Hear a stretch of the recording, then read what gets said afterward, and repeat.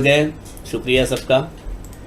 खुशी हुई कि सभी जो है सभी नहीं कहूँगा, परंतु जितने भी समय पर जुड़ गए हैं, मैं आपकी सराहना करता हूँ कि आप लोग टाइम पर आएँ। प्रभु आप सबों को आशीषित करे और मैं आशा रखता हूँ कि आप जो जिस तरह से जुड़ रहे हो, आप में एक उन्माद दिखता है, एक खुशी देखने पाता हूँ मैं कि खुशी से आप लोग जुड़ रहे हो और प्रभु के वचन का इसमें आप आदर कर रहे हो। तो अच्छा है कि कलीसिया इसी तरह से इसी उन्माद के साथ में आगे बढ़ती रहे, प्रभु में बनी रहे। आइए इसी आनंद के साथ में आज की आराधना में एक प्रार्थना के साथ हम प्रवेश करें। Let's pray. अपनी आंखों को बंद करेंगे। Hallelujah lord Jesus. प्रभु यीशु, हम धन्यवाद देते हैं इस सुंदर शाम के लिए प्रभु, इस सुंदर अवसर के लिए प्रभु कि आपने हमें ये खूबसूरत मौका दिया कि हम आपके चरणों में एकत्रित होकर एक मन के साथ में प्रभु आपकी आराधना कर सकें।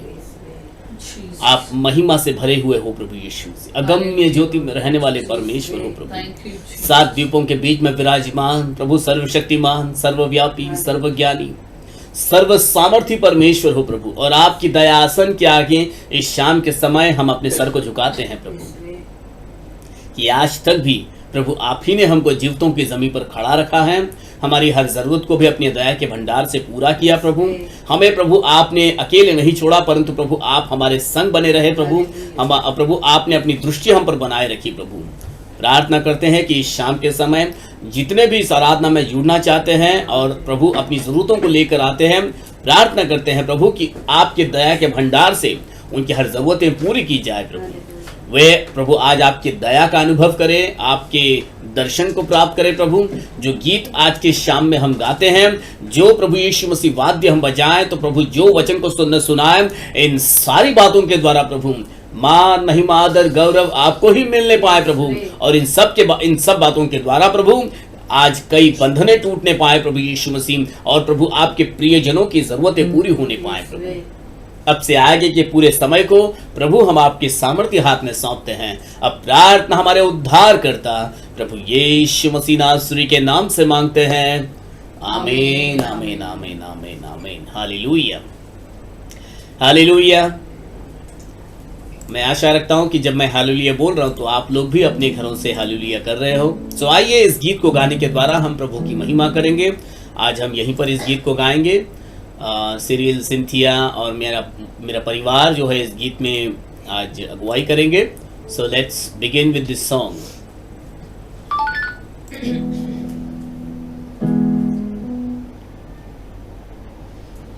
यीशु तेरे करीब आने से जिंदगी मेरी बदल गई। यीशु छूने से जिंदगी मेरी संवर गई। तूने मुझे है बचाया, तूने मुझे सहलाया,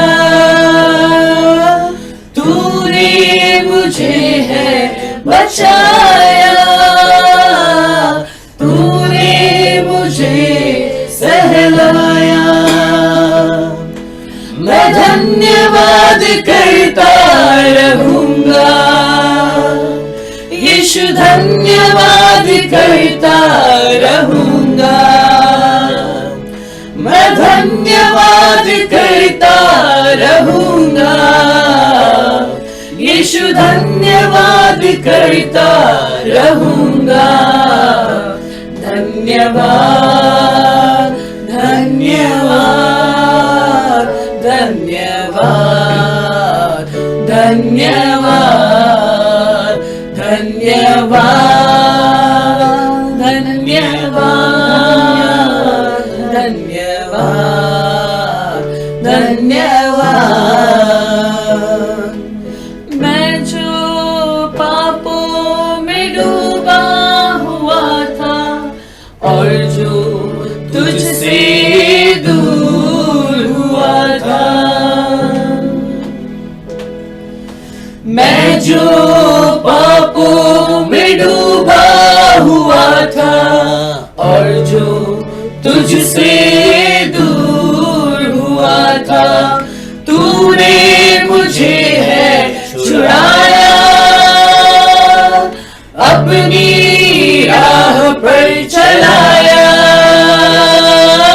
तूने मुझे है छुड़ाया, अपनी राह पर चलाया। मैं धन्यवाद करता रहूंगा, यीशु धन्यवाद करता रहूंगा, मैं धन्यवाद करता रहूंगा, यीशु धन्यवाद करता रहूंगा। धन्यवाद धन्यवाद धन्यवाद धन्यवाद धन्यवाद धन्यवाद धन्यवाद धन्यवाद। यीशु ने ऐसा प्रेम जताया, मुझको अपना बेटा बनाया। यीशु ने ऐसा प्रेम जताया, मुझको अपना बेटा बनाया, अपना लहू बहाया, जीवन नया दिलाया, अपना लहू बहाया, जीवन नया दिलाया। मैं धन्यवाद करता रहूंगा, यीशु धन्यवाद करता रहूंगा, मैं धन्यवाद करता रहूंगा, यीशु धन्यवाद करता रहूंगा। धन्यवाद धन्यवाद धन्यवाद धन्यवाद धन्यवाद धन्यवाद धन्यवाद। सच में यीशु, जब तेरे करीब हम आए हैं, हमारी जिंदगी बदल गई है कि तेरे छूने से प्रभु हमारा जीवन संवर गया है। हम जो बदसूरती का जीवन जी रहे थे, बदहाल सा जीवन जी रहे थे, पर प्रभु आपने उस जीवन को खूबसूरत बनाया है प्रभु, कि हम कितना धन्यवाद देते रहेंगे वो कम ही होगा प्रभु। हम जो पापों के कीचड़ में डूबे हुए थे और प्रभु यीशु मसीह और आपसे दूर हुए थे प्रभु, परंतु आपने ऐसा प्रेम हमको किया कि अपना इकलौता पुत्र हमारे लिए दे दिया, अपने आप को प्रभु आपने क्रूस पर चढ़ा दिया और प्रभु हमारे लिए एक नया जीवन आपने दे दिया। कि हम कितना धन्यवाद देते रहेंगे तो वो कम ही होगा प्रभु।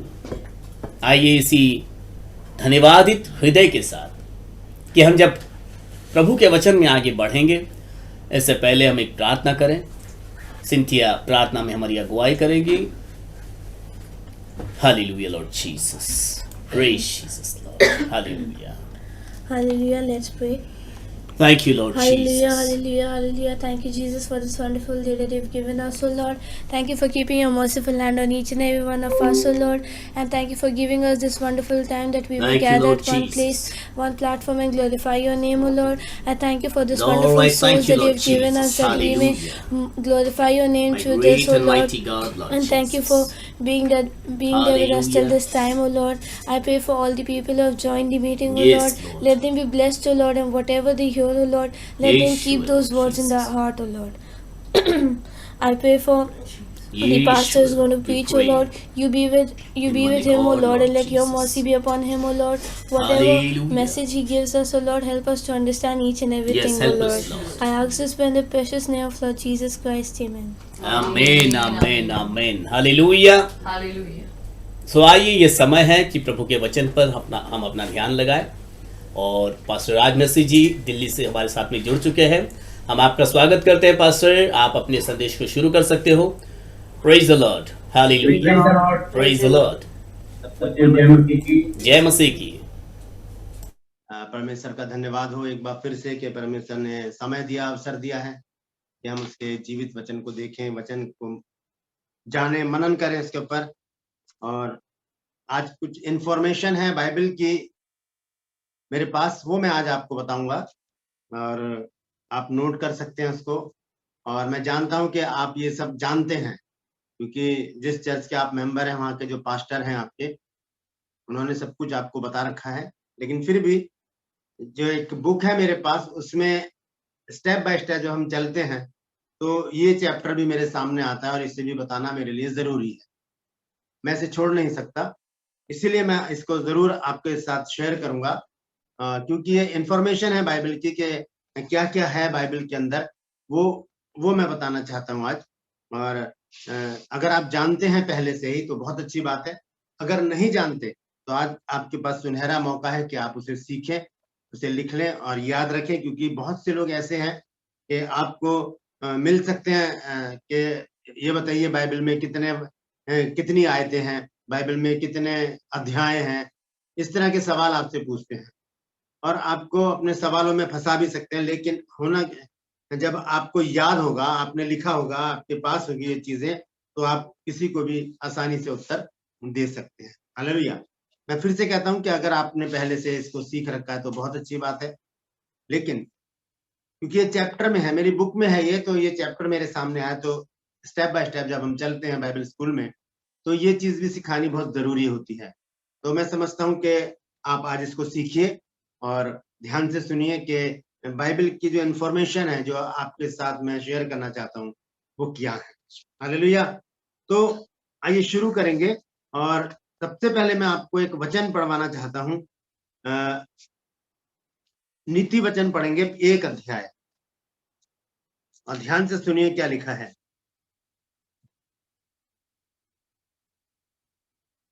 पहले पद से मैं पढ़ रहा हूं, ध्यान से सुनिए। दाऊद के पुत्र इजराइल के राजा सुलेमान के नीति वचन, इनके द्वारा पढ़ने वाला बुद्धि और शिक्षा प्राप्त करे और समझ की बातें समझे और काम करने में प्रवीणता और धर्म और न्याय और सिधाई की शिक्षा पाए, कि भोलों को चतुराई और जवान को ज्ञान और विवेक मिले, कि बुद्धिमान सुनकर अपनी विद्या बढ़ाए और समझदार बुद्धि का उपदेश पाए, जिससे वे नीति वचन और दृष्टांत को और बुद्धिमानों के वचन और उनके रहस्यों को समझें। हालेलुया। जो रहस्य है बाइबल में, उनको समझने के लिए बहुत जरूरी है हम उन्हें पढ़ें, उन्हें सुने, उन्हें समझें और उन्हीं के अनुसार, उसी के अनुसार करें। और सबसे बड़ी बात जो लिखी है यहाँ पर 7 पद में, जो मैं पढ़ के बता रहा हूँ आपको, ये मेरे और आपके जीवन में होनी बहुत जरूरी है। लिखा है, यहोवा का भय मानना बुद्धि का मूल है, बुद्धि और शिक्षा को मूढ़ ही लोग तुच्छ जानते हैं। मूढ़ का मतलब होता है मूर्ख, है ना। तो लिखा है, यहोवा का भय मानना बुद्धि का मूल है। मूल मतलब जड़ है, बेस है। जब हम परमेश्वर का डर अपने अंदर रखेंगे तो हम बुद्धिमान होते हैं। और लिखा है, बुद्धि और शिक्षा को मूढ़ ही लोग तुच्छ जानते हैं। इसका मतलब जो लोग बुद्धि को, अपनी बुद्धिमत्ता को तुच्छ जानते हैं और वो मूढ़ है, मूर्ख है, इसका मतलब परमेश्वर का भय उनके अंदर नहीं है। तो सबसे बड़ी बात क्या लिखी है 5 आयत में, कि बुद्धिमान सुनकर अपनी विद्या बढ़ाए और समझदार बुद्धि का उपदेश पाए, जिससे वे नीति वचन और दृष्टांतों को और बुद्धिमानों के वचन और उनके रहस्यों को समझे। बहुत बड़े बड़े रहस्य हैं बाइबल में। आने वाले दिनों में हम देखते चले जाएंगे। बहुत सारा मेरे पास मटेरियल है बाइबल का, बहुत सारे सब्जेक्ट है मेरे पास, और मैं चाहता हूं कि ये समय ऐसे ही चलता रहे और मैं सारे सब्जेक्ट आपको इस जूम मीटिंग पर सिखा सकूं। हालेलुया। तो अभी मैंने एक नया सब्जेक्ट, एक नई बुक लिखी है, जिसका नाम मैंने रखा है बाइबल की महान हस्तियां। तो उसके विषय में भी मैं आगे चलकर आपको बताऊंगा। और एक और बुक मैं लिख रहा हूं अभी यीशु मसीह के बारे में। उसके 5 खंड है, तो वो 5 बुक मैं लिख रहा हूं। तो उसमें मेरे लिए आप प्रार्थना कीजिएगा कि मैं उनको लिख सकूं और कोई रुकावट बाधा ना डाले शैतान, क्योंकि बहुत सारी रुकावटें आ जाती हैं। मेरा लैपटॉप खराब हो गया था, इसलिए मुझे ये बुक्स दोबारा लिखनी पड़ रही हैं, और अब वो प्रभु की दया से ठीक करवा लिया है। तो आइए शुरू करते हैं। इंफॉर्मेशन में सबसे पहले आपको बताना चाहता हूँ, बाइबल में लगभग कितनी आज्ञाएं हैं। हम ज्यादातर देखते हैं कि बाइबल के अंदर हम देखते हैं कि 10 आज्ञाओं को बहुत महत्व दिया गया है। 10 आज्ञाओं को बहुत महत्व दिया गया। हम जहां भी देखते हैं, चर्च में भी देखेंगे तो 10 आज्ञाओं का पोस्टर लगा होता है, घरों में भी लगा होता है। और हम देखते हैं निर्गमन 20 अध्याय और व्यवस्था विवरण 5 अध्याय, दोनों में भी ये 10-10 आज्ञाएं वहां पर उनका जिक्र है। और फिर जब हम नए नियम में आते हैं तो वहां पर एक व्यक्ति है, एक लड़का है जो यीशु मसीह के पास आता है, और वो प्रभु यीशु मसीह से कहता है, हे गुरु, अनंत जीवन का अधिकारी होने के लिए मैं क्या करूं? तब प्रभु यीशु मसीह वहां पर 10 आज्ञाओं का जिक्र करते हैं। वो कहते हैं कि तू आज्ञाओं को तो जानता है। कह रहा, हाँ मैं तो अच्छी तरह से जानता हूँ और उन्हें मैं लड़कपन से मानता आ रहा हूँ। फिर वो उनका जिक्र करता है कि हत्या न करना, चोरी न करना, यानी कि तीसरी बार ये 10 आज्ञाएं हमारे सामने आ जाती है।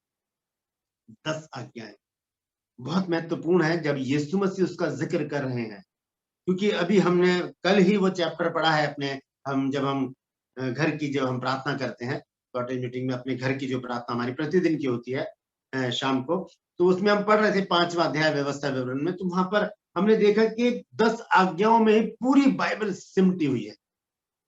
लेकिन पूरी बाइबल में कितनी आज्ञाएं हैं ये जानना भी बहुत जरूरी है। पूरी बाइबल में लगभग मैं इसलिए कह रहा हूं, ऊपर ही हो सकते हैं, ज्यादा भी हो सकते हैं, कम भी हो सकते हैं। मैं हर एक बात में लगभग का शब्द जो है वो यूज करूंगा। लगभग 6468 6468 इसमें आज्ञाएं हैं। सबसे पहली आज्ञा परमेश्वर ने आदम को दी थी और कहा था कि जो पेड़ जो वृक्ष जो है बारी के बीच में लगा है, अदन की वाटिका के बीच में लगा, उसका फल तो कभी ना खाना। ये पहली आज्ञा। और आखिरी आज्ञा क्या है? प्रकाशित वाक्य में हम देखेंगे और उसका 22 अध्याय 18 से मैं पढ़ूंगा। मैं हर एक को जो इस पुस्तक की भविष्यवाणी की बातें सुनता है गवाही देता हूं कि यदि कोई मनुष्य इन बातों में कुछ बढ़ाए तो परमेश्वर उन विपत्तियों को जो इस पुस्तक में लिखी हैं उस पर बढ़ाएगा, और यदि कोई इस भविष्यवाणी की पुस्तक की बातों में से कुछ निकाल डाले तो परमेश्वर उस जीवन के पेड़ और पवित्र नगर में से जिसकी चर्चा इस पुस्तक में है उसका भाग निकाल देगा। जो इन बातों की गवाही देता है वह कहता है, हाँ मैं शीघ्र आने वाला हूँ। आमीन। हे प्रभु आ। प्रभु यीशु मसीह का अनुग्रह आप लोगों पर होता रहे। यहाँ पर आज्ञा है कि ना तो कुछ बढ़ाना है और ना कुछ घटाना है बाइबल में से। ये आखिरी आज्ञा है बाइबल की। पहली आज्ञा है कि ना पेड़ का जो वृक्ष है अदन की वाटिका के बीच में उसका फल कभी ना खाना। लेकिन आदम और हव्वा ने आज्ञा का उल्लंघन किया और उस फल को खाकर पाप में गिर गए। अंतिम आज्ञा जो है वो है कि वचन में से ना कुछ बढ़ाना और ना कुछ घटाना। तो लगभग 6468 आज्ञाएं जो हैं वो बाइबल में पाई जाती हैं। और प्रतिज्ञाएं कितनी हैं बाइबल में, है ना? प्रतिज्ञाएं कितनी है? अब यीशु मसीह ने कहा कि मेरे नाम पर 2 या 3 जहां इकट्ठे होते हैं मैं उनके बीच में उपस्थित होता हूं। तो ये प्रतिज्ञा है प्रभु यीशु मसीह की। हालेलुया। और यीशु मसीह ने कहा, मांगो तो तुम्हें दिया जाएगा, ढूंढोगे तो तुम पाओगे, और खटखटाओगे तो तुम्हारे लिए खोला जाएगा।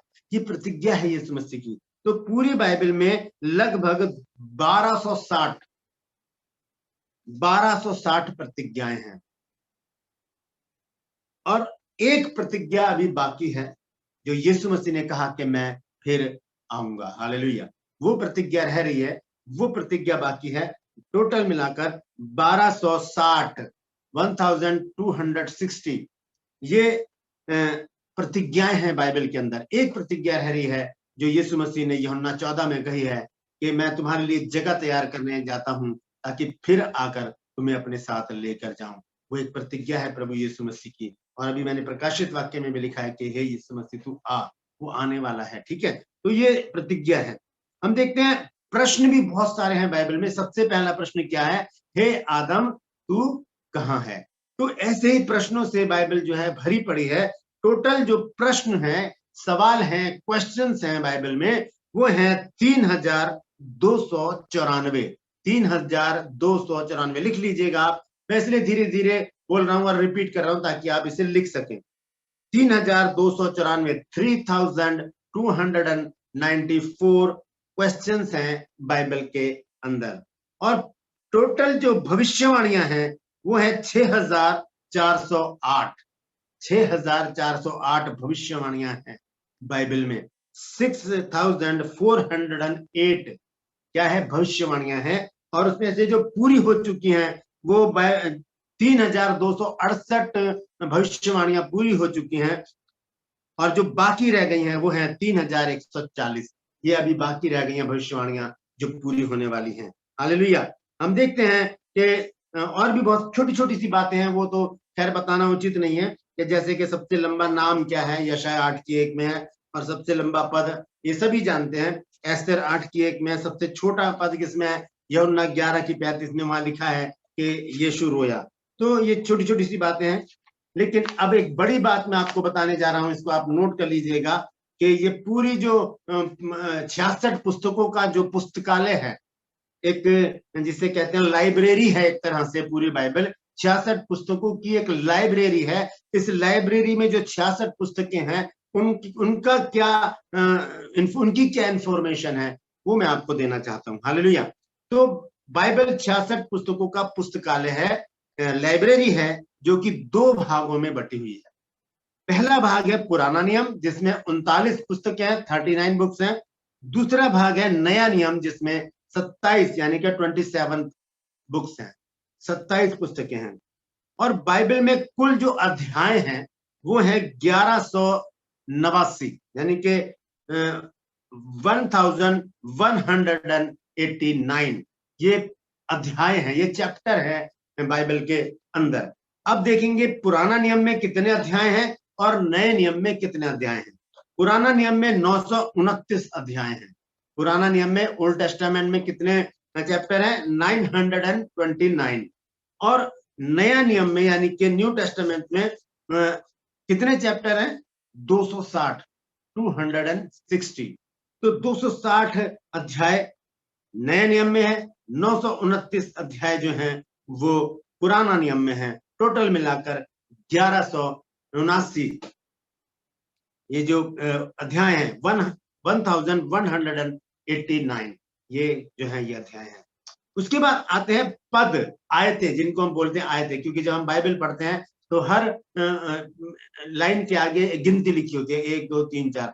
जब हम बाइबल पढ़ते हैं उस गिनती को हम छोड़ देते हैं, उन्हें नहीं पढ़ते। अगर हम पढ़ें तो बहुत हंसी मजाक भी होगा, लोग हंसेंगे कि क्या पढ़ रहे हैं, और वो लंबा भी हो जाएगी बात, लेकिन हम उन्हें छोड़ देते हैं। जितने भी लोग पढ़ते हैं बाइबल को उन गिनतियों को छोड़ देते हैं। वो क्या है, वो आयतें हैं, है ना। जैसे मैं आपको उदाहरण के तौर पर बताता हूं, मैंने निकाला है नीति वचन 3 अध्याय। तो पहली आयत में लिखा है, हे मेरे पुत्र मेरी शिक्षा को ना भूलना, अपने हृदय में मेरी आज्ञाओं को रखे रहना। दूसरा पद वहां पर 2 लिखा हुआ है आगे, क्योंकि ऐसा करने से तेरी आयु बढ़ेगी और तू अधिक कुशल से रहेगा। फिर 3 लिखा हुआ है आगे, फिर पर सच्चाई तुझसे अलग ना होने पाए, वरन उनको अपने गले का हार बनाना और अपने हृदय रूपी पटिया पर लिखना।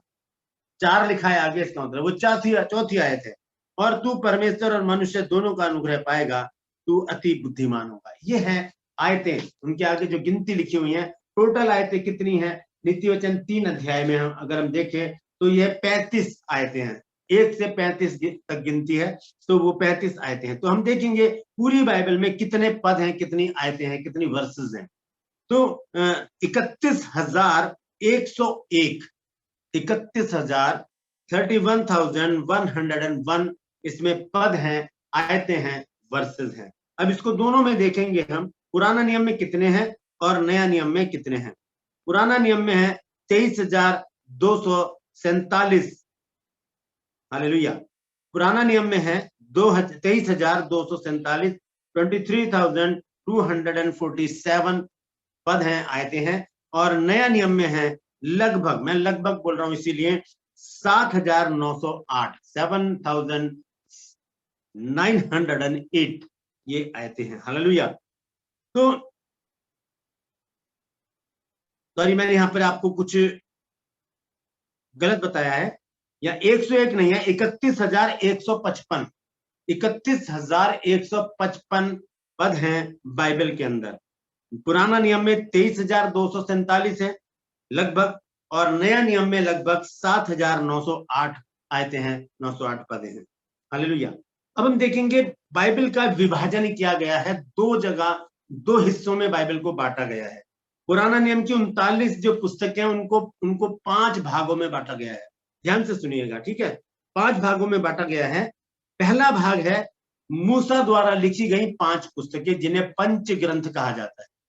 पंच ग्रंथ जिन्हें कहा जाता है, ठीक है। मूसा द्वारा लिखी गई 5 पुस्तकें जिन्हें पंच ग्रंथ कहते हैं। ये 5 पुस्तकें कौन सी हैं? ये 5 पहली पुस्तकें हैं उत्पत्ति, निर्गमन, लैव्य व्यवस्था और गिनती और व्यवस्था विवरण। ये 5 पुस्तकें हैं। शुरू की, आरंभ की, जो बाइबल की पहली 5 पुस्तकें हैं वो मूसा ने लिखी है। उनको क्या कहा जाता है? पंच ग्रंथ, क्योंकि ये 5 पुस्तकें हैं, मूसा के द्वारा लिखी गई हैं।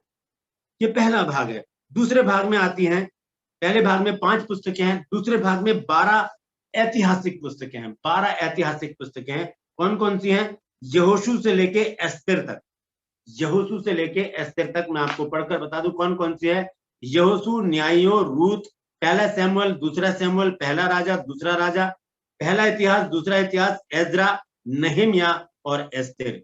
ये 12 पुस्तकें हैं, ऐतिहासिक पुस्तकें कहा जाता है इनको। उसके बाद जो तीसरा भाग है पुराने नियम का, उसे कहते हैं काव्यात्मक 5 पुस्तकें। काव्यात्मक का मतलब होता है कि कविता के रूप में लिखी गई, गीत के रूप में लिखी गई पुस्तकें। इसको हम देखते हैं अय्यूब से लेके श्रेष्ठ गीत तक। अय्यूब से लेके श्रेष्ठ गीत तक ये 5 पुस्तकें हैं। ये 5 पुस्तकें हैं अय्यूब से लेकर श्रेष्ठ गीत तक। मैं आपको बता दूं, पहली पुस्तक है अय्यूब, दूसरी भजन संहिता, तीसरी नीति वचन, चौथी पुस्तक है शुभोपदेशक और 5वीं पुस्तक है श्रेष्ठ गीत।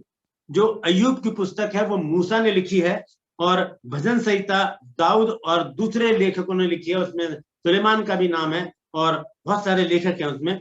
नीति वचन सुलेमान, आगूर और लेमुएल ने लिखे हैं। नीति वचन किसने लिखे हैं? सुलेमान ने, आगूर ने और लेमुएल ने। शुभोपदेशक की पुस्तक का लेखक सुलेमान है।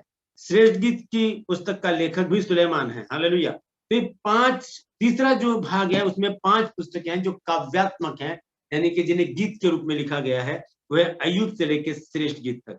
उसके बाद हम देखते हैं चौथा भाग, पुराने नियम की 39 पुस्तकों का चौथा भाग। वो है 5 पुस्तकें, बड़े भविष्यवक्ताओं की 5 पुस्तकें हैं वो, ठीक है। यशायाह से लेकर डैनियल नबी की पुस्तक तक। आइए देखेंगे कौन कौन सी पुस्तकें आती है इसमें। यशायाह, यिर्मयाह, विलाप गीत, यहेजकेल और डैनियल, ये 5 पुस्तकें हैं। यशायाह को यशायाह ने लिखा है, यिर्मयाह को यिर्मयाह ने लिखा है, विलाप गीत को भी यिर्मयाह ने लिखा है, यहेजकेल को यहेजकेल ने लिखा है और डैनियल को डैनियल ने ही लिखा है। तो ये 5 पुस्तकें हैं बड़े भविष्यवक्ताओं की। उसके बाद 5वां और अंतिम भाग है 39 पुस्तकों में से पुराने नियम का। उसमें 12 पुस्तकें आती हैं जो छोटे भविष्यवक्ताओं की है, जिन्हें छोटे नबी कहा जाता है। होशे से लेकर मलाकी तक छोटी छोटी पुस्तकें हैं। किसी में 1 अध्याय, किसी में 2 है, किसी में 5 है, किसी में 10 है। इस तरह से हम देखते हैं ये होशे से लेकर मलाकी तक। कितनी पुस्तकें हैं इसमें? 12 पुस्तकें हैं। ये 12 पुस्तकें कौन कौन सी हैं मैं आपको बताऊंगा और लेखक का नाम भी साथ में बताता जाऊंगा। पहली पुस्तक है होशे, इसे होशे ने ही लिखा है। दूसरी पुस्तक है योएल, इसे योएल ने लिखा है। फिर आमोस की पुस्तक है, आमोस को आमोस ने ही लिखा है। ओबद्याह, उसे ओबद्याह ने लिखा है, इसमें 1 अध्याय है। फिर योना नबी की पुस्तक है, वो योना ने लिखी है। फिर मीका, वो मीका ने लिखी है। नहूम की पुस्तक, आप नहूम की पुस्तक को जरूर पढ़िएगा, इसमें बहुत सारी बातें हैं। नहूम की पुस्तक, उसे नहूम ने ही लिखा है। हबक्कूक, उसे हबक्कूक ने ही लिखा है। सपन्याह की पुस्तक, उसे सपन्याह ने लिखा है। हग्गै नबी की पुस्तक, उसे हग्गै ने लिखा है। जकरिया नबी की पुस्तक, उसे जकरिया ने लिखा है। और मलाकी की पुस्तक, उसे मलाकी ने लिखा है। तो इस तरह से ये 5 भागों में बांटा गया है पुराने नियम को। मैं दोबारा से बता देता हूं, पंचग्रंथ 5 पुस्तकें मूसा द्वारा लिखी गई हैं, उत्पत्ति से व्यवस्था विवरण तक। उसके बाद ऐतिहासिक 12 पुस्तकें हैं, यहोशू से एस्तेर तक। उसके बाद काव्यात्मक यानी कि गीत के रूप में लिखी गई 5 पुस्तकें हैं, अय्यूब से लेकर श्रेष्ठ गीत तक। फिर उसके बाद 5 पुस्तकें हैं बड़े भविष्यवक्ताओं की, बड़े नबियों की, यशायाह से डैनियल तक, और उसके बाद 5वां भाग है छोटे नबियों की, यानी कि छोटे भविष्यवक्ताओं की 12 पुस्तकें, होशे से लेके मलाकी तक। तो ये जो पहला भाग है 39 पुस्तकों का पुराना नियम का, उसको 5 भागों में उसके 5 विभाग रखे गए हैं। इसी तरह से हम देखते हैं 5 विभाग नए नियम की भी है। नए नियम में 27 पुस्तकें हैं। इसको हम देखेंगे कि ये 5 भागों में कैसे बांटा गया है। सबसे पहला भाग आता है 4 गॉस्पेल हैं, 4 गॉस्पेल, मत्ती, मरकुस, लूका, यूहन्ना। मत्ती, मरकुस, लूका, यूहन्ना, ये 5 गॉस्पेल हैं। मैं आपको बता दूं, अगर जब मैं ये पढ़ा रहा होता हूं, जब मैं स्कूल क्लास में, तो मैं बच्चों से पूछता हूँ, ये बताने के बाद फिर मैं स्टूडेंट से पूछता हूँ, आप बताइए कितने गॉस्पेल हैं। तो वो कहते हैं सर 4 हैं। मैं कहता हूँ नहीं, 4 नहीं, 5 गॉस्पेल हैं। 4 तो ये हैं, 5वां गॉस्पेल मैं और आप हैं, जिन्हें लोग पढ़ते हैं। जो लोग बाइबल नहीं पढ़ते वो मुझे और आपको पढ़ते हैं, वो यीशु मसीह को हम में देखना चाहते हैं। हालेलुया। तो ये 4 पुस्तकें हैं, मत्ती, मरकुस, लूका और यूहन्ना। ये चारों की चारों जो लेखक हैं इनके यही हैं। मत्ती को मत्ती ने लिखा है, मरकुस को मरकुस ने लिखा है, लूका को लूका ने लिखा है, यूहन्ना को यूहन्ना ने ही लिखा है। उसके बाद एक पुस्तक आती है, चेलों का इतिहास बताती है जो, हालेलुया, ये है प्रेरितों के काम। इसमें एक ही पुस्तक आती है चेलों के इतिहास में, और इससे लिखा है लूका ने। एक वैद है लूका, उसने ये इस पुस्तक को लिखा है। लूका ने 2 पुस्तकें लिखी हैं, एक तो लूका की पत्री और एक प्रेरितों के काम। ठीक है। तीसरा भाग आता है पौलुस द्वारा लिखी गई 13 या 14 पत्रियां, क्योंकि मैं 13-14 इसलिए कह रहा हूं क्योंकि इब्रानियों की पत्री जो है उसके लेखक का नहीं पता है कि उसको किसने लिखा है, लेकिन उसके लिखने का अंदाज, उसके लिखने की जो शैली है वो बिल्कुल पौलुस से मिलती जुलती है। इसलिए ज्यादातर लोग क्या करते हैं, यही बताते हैं कि उसे पौलुस ने लिखा है, लेकिन हम उसे ऐसा नहीं कह सकते, क्योंकि जब लिखा ही नहीं है तो हम किसी का नाम क्यों जोड़ें, वो झूठ हो जाएगी बात। इस पर बहुत सारे सवाल भी उठ सकते हैं। इसलिए हम जब उसका प्रचार करते हैं, हम प्रचारक लोग, तो हम कहते हैं लेखक ने इस प्रकार से लिखा है। कोई भी लेखक हो सकता है। तो यहाँ पर पौलुस द्वारा लिखी गई 13 पत्रियां हैं, रोमियो से लेकर इब्रानियों तक। हालेलुया। इब्रानियों को मैं छोड़ूंगा, यहाँ पर हम देखेंगे रोमियो से लेकर, और इब्रानियों से पहले की पुस्तक है वो है फिलेमोन। कौन कौन सी पुस्तकें आती हैं इसमें? रोमियो के बाद आता पहला कुरिन्थियों, फिर दूसरा कुरिन्थियों, फिर गलातियों की पुस्तक, फिर इफिसियों की पुस्तक, फिर फिलिपियों, फिर कुलुस्सियों, फिर पहला थिस्सलुनीकियों, फिर दूसरा थिस्सलुनीकियों, फिर पहला तीमुथियुस, फिर दूसरा तीमुथियुस, उसके बाद तीतुस की पुस्तक, फिर आते हैं फिलेमोन की पुस्तक जिसमें एक ही अध्याय है, और उसके बाद इब्रानियों जिसका लेखक हमें नहीं पता वो कौन है, अनजान व्यक्ति है जिसने अपना नाम लिखा ही नहीं है उसमें।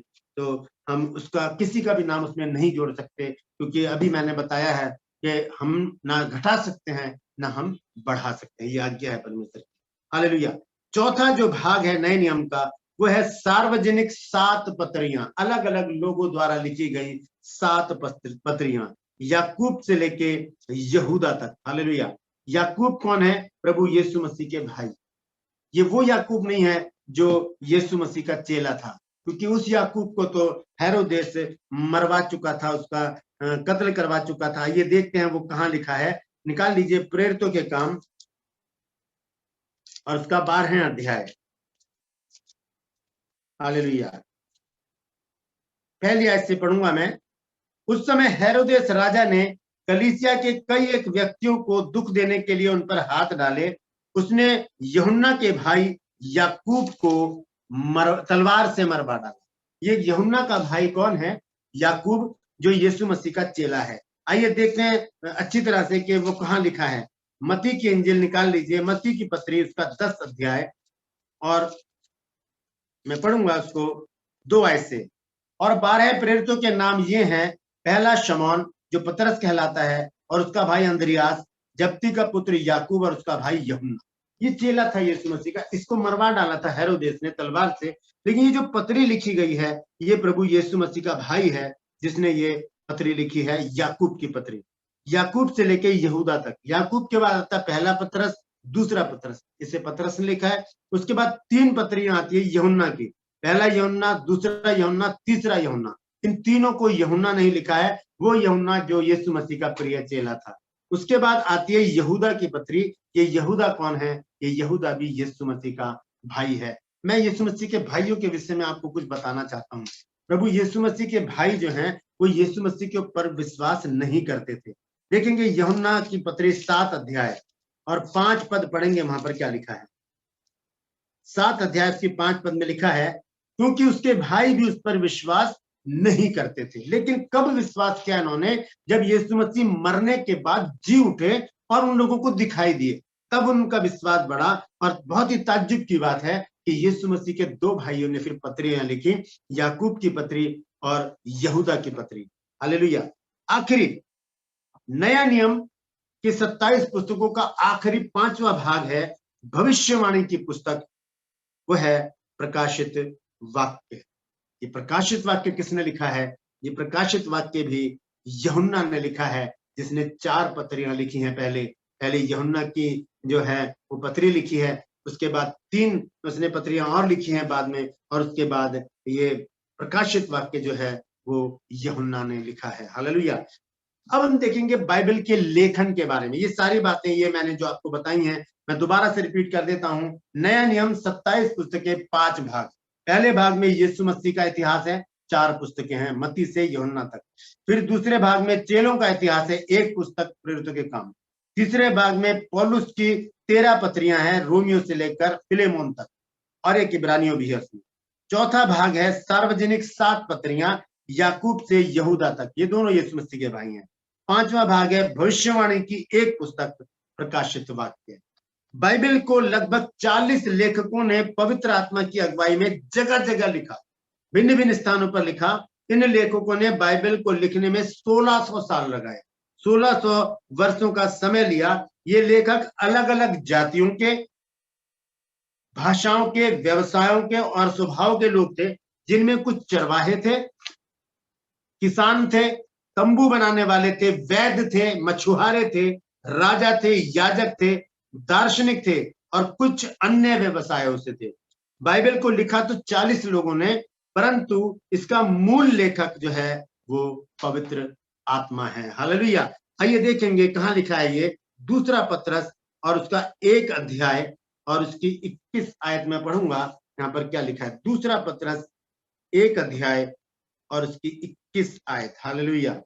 मैं बस अब समाप्त करने वाला हूँ क्योंकि समय। कोई भी भविष्यवाणी मनुष्य की इच्छा से कभी नहीं हुई, हाँ, और भक्त जन पवित्र आत्मा के द्वारा उभारे जाकर परमेश्वर के ओर से बोलते थे। हाँ, पवित्र आत्मा के द्वारा वो बोला करते थे। और ये लेखक अलग अलग वर्गों के लोग थे, फिर भी बाइबल में इनके विचार एक समान थे, क्योंकि इनके 4 कारण हैं। इनके विचार एक जैसे क्यों थे? इसके 4 कारण हैं। पहला कारण है उन लेखकों पर परमेश्वर का अधिकार था। दूसरा कारण है वो लेखक परमेश्वर की ओर से लिखते थे। तीसरा कारण है वो लेखक पवित्र आत्मा के वश में थे। चौथा कारण है वह लेखक पवित्र आत्मा के द्वारा परमेश्वर के उद्देश्यों को पूरा करते थे, ना कि अपने उद्देश्यों को पूरा करते थे। हालेलुया। तो ये पवित्र आत्मा के द्वारा लिखा गया है वचन। एक चीज और है कि कई बार आपसे पूछा जाएगा कि जब ये अलग अलग लिखी गई है सारी बाइबल, तो फिर इसे इकट्ठा किसने किया? आखिर में उस वचन को देखकर मैं समाप्त करूंगा। यशायाह नबी की पुस्तक निकाल लीजिए, 34 अध्याय और उसका 16 पद पढ़ेंगे। वहां पर क्या लिखा है? यहोवा की पुस्तक से ढूंढ कर पढ़ो, इनमें से एक भी बात बिना पूरा हुए ना रहेगी, कोई बिना जोड़ा ना रहेगा, क्योंकि मैंने अपने मुंह से यह आज्ञा दी है और उसी की आत्मा ने उन्हें इकट्ठा किया है। हालेलुया। परमेश्वर का आत्मा ही इस वचन को, इस बाइबल के वचनों को जो अलग अलग लोगों ने लिखे, कहाँ लिखे हैं। किसी ने मिस्र में लिखा, कहीं इराक में लिख रहा है कोई बैठ के, कोई कहाँ लिख रहा है, कोई कहाँ लिख रहा है। सबको इकट्ठा करने वाला, लिखवाने वाला कौन है? पवित्र आत्मा। तो इस तरह से आज हमने इंफॉर्मेशन ली है बाइबल के बारे में, और थोड़ी बहुत और जानकारी रह गई है, वो मैं मंडे को आपको बताऊंगा। उसके बाद हम धीरे धीरे आगे चलेंगे और बहुत सारी बातों को जानेंगे। आज के लिए बस इतना ही। परमेश्वर आप सबको आशीषित करे। Hallelujah. Amen. Hallelujah. Praise the Lord. So, कलीसिया आज बैठकर बहुत कुछ इंफॉर्मेशन लिए होंगे, आपकी किताबें भर रही होंगी और बाइबल के बारे में कई ऐसी गहरी बातें मैं और आप सीख रहे थे। ज़रूरी है कि हम इन बातों को जानें कि बाइबल में कितनी किताबें हैं, कितने अध्याय और आयतें और बाइबल कितने भागों में बटी है। ये हमारा एक बाइबल सर्वेक्षण है जिसके द्वारा हम बाइबल के कोने कोपरे को जानने पाएंगे, वरना क्या हो जाएगा यदि आप आज ऐसा सोच रहे होंगे कि अरे इसमें से को तो कई बातें हमें कई बार बताई गई हैं और हम जानते हैं, क्योंकि यदि पास्टर बोल रहे हैं कि बाइबल में 66 पुस्तकें हैं तो हमें मालूम है, क्योंकि वो तो पहले पन्ने को खोलो तो वहाँ इंडेक्स में मिल जाता है। लेकिन इन बातों की जानकारी जुटाना और इन सारी जानकारियों को अपने हाथ से नोट करना और इस पर विचार करना, ये एक अलग बात होती है। क्योंकि एक मसीह होने के नाते जिस बाइबल को हम अपने हाथ में लेते हैं, इसकी इन जानकारियों को भी लेना हमारे लिए बहुत जरूरी बन जाता है, ताकि जब हम कहीं पर 4 लोगों के बीच में बैठेंगे तो वहां पर कुछ यूनिक से क्वेश्चन निकलेंगे जिससे आपको परखा जाएगा। बिल्कुल सही है कि हमें तो बाइबल के वचनों पर ध्यान देना चाहिए, वचन हमें क्या मार्गदर्शन देता है, वचन के अंदर की गहराई हमको मालूम होनी चाहिए। लेकिन एक मसीही होने के नाते जब किसी के सामने यदि हम ये भी नहीं बोल पाए कि बाइबल में कितने अध्याय है बताओ, या किसी ने पूछ लिया कि कितनी किताबें हैं बता दो, तो कई बार तो हमें किताबें ही नहीं मालूम होती। जिस बाइबल को हम रोज पढ़ते हैं, इसी बाइबल के अंदर की पूरी किताबें भी कई लोगों को पता नहीं होता कि भाई नए नियम में कितना है बताओ, पुराने नियम में कितना है बताओ, तो नहीं बता पाते हैं। चाहे रोज रोज बाइबल पढ़ते होंगे तो उसमें कि जो पहले की 5 अध्याय पुस्तकें किसने लिखी, उसके बाद की किसने लिखे हैं, और फलाना अध्याय किसने लिखा, ये पुस्तक किसने लिखी। कई बार इन बुनियादी शिक्षाओं को हम नहीं जान पाते हैं, चाहे कितने बार भी कलीसिया में ये बोला जाए या आपको अलग से समझाया जाए। मैं प्रभु का धन्यवाद देता हूं कि आज पास्टर राज मसीह जी ने समय निकाल कर इन बुनियादी शिक्षाओं को आप तक पहुंचाया है, और कलीसिया को भी इस बात पर आनंद लेना है कि समय समय पर आपका जो यूथ मीटिंग होता है इसके अंदर भी ये सारे एक्टिविटीज होते रहते हैं। तो ये सारी बातें जब खंगाली जाएगी, इन सारी बातों पर मनन किया जाएगा, कहीं ना कहीं संपूर्ण बाइबल हमारे जहन में उतरने पाएगी और हमें कई गहराइयों से जो है हम अवगत होने पाएंगे। सो हम दिल से धन्यवाद देते हैं पास्टर राज मसीह जी का कि उन्होंने अच्छा इंफॉर्मेशन कलीसिया के सामने बांटा है और कलीसिया को भी इस बात का फायदा पहुंचेगा, ये मेरा पूरा विश्वास है। आइए आज की शाम के इस संगति को, आज की आराधना को हम एक प्रार्थना के साथ यहाँ पर समाप्त करेंगे। मैं चाहूंगा कि आज यदि सिस्टर जैकलिन प्रार्थना में हमारी अगुवाई करेंगे और उसके बाद हम आज की शाम की सभा को समाप्त करेंगे। Sister Jacqueline. Praise the Lord. Praise the Lord. Hallelujah. Praise. Hallelujah. Hallelujah. Thank you, Jesus. Hallelujah. Hallelujah. Hallelujah. Hallelujah. యేసువే ఇరిగు స్తోత్ర స్తోత్ర స్తోత్ర యేసు రాజా ಒಂದು ಬೈಯಾದ ಪೊರ್ತಿ యేసు ರಾಜಾ ಈರೆ ನಮ್ಮೊಟ್ಟುಗು యేసు ರಾಜಾ ಈರ್ ನಮಕ್ಕೆ ಎಡ್ಡೆ ವಚನ ಕೆನ್ನಾಯರ್ యేసు ರಾಜಾ ಐಕಿರಿಗೆ ಏತು ಸ್ತೋತ್ರ ಪಂಡ್ರತಲ್ಲ ಯಾವ್ಜಿ యేసు ರಾಜಾ ನಮ್ಮ ಒಂದು ವಚನದ ನೆಟ್ಟು ಅನುಸಾರದ ನೆಟ್ಟು ನಡಪುನ ಅಂಚ ಕೃಪೆ ಕೊರ್ಲೆ యేసు ರಾಜಾ ಓಲಾ ತೊಂದರೆ ನಮಕ್ ತಾಲ ಬರಬಲ್ಲಿ ಅಂಚ ಈರ್ ಕಾಪ್ಲೆ యేసు ರಾಜಾ ಮಾತ ನೆಟ್ಲೆ యేసు ರಾಜಾ ಈರೆ ನೆಟ್ಟು ಉಪ್ಲೆ యేసు ರಾಜಾ ಒಂದು ಜೂಮ್ದ ನೆಟ್ಟು ಏತು ಜನ ತೂಂದುಲ್ಲೇರೆ యేసు ರಾಜಾ ಮಾತ್ರೆಗ್ಲೆ ಈರೆ ಕಾಪ್ಲೆ యేసు ರಾಜಾ ಇರ್ನ ಆಶೀರ್ವಾದದ ಕೈ ನಮ್ಮ ಮಾತ್ರ యేసు రాజా ఈ ఇజ్జర్తో ನಮ್ಮ ದಾಲಲ ಇಜ್ಜರ యేసు ರಾಜಾ ನಮಕ್ ಇರ್ನ ನೆಟ್ಟೆ ನಮಕ್ ನಡಪುನ ಅಂಚ ಆಶೀರ್ವಾದ ಕೊರ್ಲೆ యేసు ರಾಜಾ ಮಾತ ನೆಟ್ಲೆ యేసు ರಾಜಾ ಒಂದು ಡೆಲ್ಲಿದು ಪಾಸ್ಟರ್ ಕೊರೊಂದುಂಡು యేసు ರಾಜಾ ವಚನ ಅರೆಗ್ಲ ಈರೆ ಕಾಪ್ಲೆ యేసు ರಾಜಾ ಇರ್ನ ಅನುಸಾರದ ನೆಟ್ಟ ಅರೆಗ್ಲ ನಡಪಾಲೆ యేసు ರಾಜಾ ಮಾತ ನೆಟ್ಲೆ యేసు ರಾಜಾ ಓಲಾ ತೊಂದರೆ ನಮಕ್ ದಾಲ ಬರಬಲ್ಲಿ ಅಂಚ ಈರ್ ಕಾಪ್ಲೆ యేసు ರಾಜಾ ಜೂಮ್ ದ ನೆಟ್ ಸುನಿಲ್ ಪಾಸ್ಟರ್ ಗ್ಲ ಕಾಪ್ಲೆ యేసు ರಾಜಾ ಅರ್ನಲ ಕುಟ್ಮಗೆ ಈರೆ ಕಾಪ್ಲೆ యేసు ರಾಜಾ ಮಾತ್ರಿಗ್ಲ ಆಶೀರ್ವಾದ ಕೊರ್ಲೆ యేసు ರಾಜಾ ಈ ತೆಲಿಯ ಪ್ರಾರ್ಥನೆಗೆ ಏಸುಗುದದು ಆಮೆನ್ आमीन आमीन आमीन आमीन। स्वर्ग मर्त्य पाताल के खुदावन प्रभु यीशु मसीह का अनुग्रह और उसकी दया, प्रभु यीशु मसीह की आशीषें और शांति हम सबों के संग प्रभु यीशु मसीह के दूसरे आगमन तक बनी रहे। आमीन आमीन आमीन आमीन आमीन। हालेलुया।